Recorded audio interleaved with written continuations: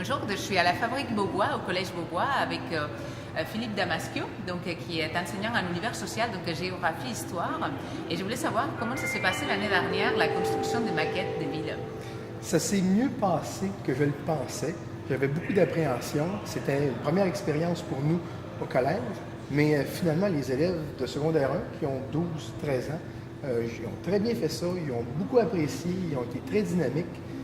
Écoutez, on a choisi 4 villes métropoles parce que c'est le type de territoire qu'on étudie chez nous à la première étape. On a choisi New York, Paris, Rome et une autre qui m'échappe.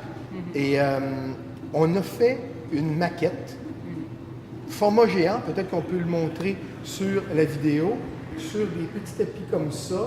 On a agrandi la ville à l'échelle et sur cette carte-là que les élèves ont fait, on a placé 9 édifices patrimoniaux. Les villes métropoles qu'on a choisies, on les a choisies en fonction de ça parce que c'était facile de trouver des édifices patrimoniaux intéressants que les élèves vont ensuite découper à la découpeuse laser. Fait que ça a fait une très belle maquette. Excellent. Il y a aussi des petits monuments comme ça, là, c'est plus de la découpeuse laser? C'est plus difficile de faire ça à la découpeuse laser. Donc, on a fait ça à l'imprimante 3D. Il y a des élèves qui ont choisi de faire des monuments qu'on appelle à la découpeuse 3D. Ça aussi, ça a été intéressant.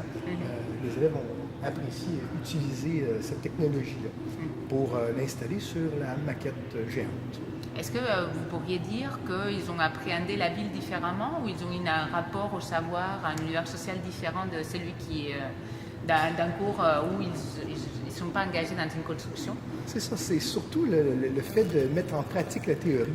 On voyait avant ce projet-là beaucoup la théorie, mais là, on peut mettre ça en pratique, voir une échelle, agrandir une échelle, rapetisser une échelle, même chose pour les édifices, voir ça de façon concrète. Moi, je pense que les élèves apprennent beaucoup mieux et plus longtemps de cette façon-là. Excellent. Donc, une belle expérience à renouveler? À renouveler cette année avec 5 groupes, 5 villes, puis on ajoute des choses cette année. Cette année, on a pris un petit robot qui faisait le tour des 9 monuments, si on peut le dire. Puis cette année, on va essayer de faire parler le robot pour faire dire au robot quelles sont les particularités de chacun de ces 9 monuments-là, de ces 9 édifices-là. Fait que les élèves, on en fait un petit peu plus à chaque année. Comme je dis, avant d'apprendre à courir, il faut apprendre à marcher. Fait que mes élèves, à chaque année, je pense qu'on va rajouter un petit quelque chose pour rendre le projet encore plus intéressant. Donc, dans cette logique de défis et de challenges à chaque fois. C'est ça. Augmenter un petit peu le défi à chaque fois. C'est ça qui est intéressant. Merci beaucoup. Ça fait plaisir, Margarida. À bientôt. Au revoir.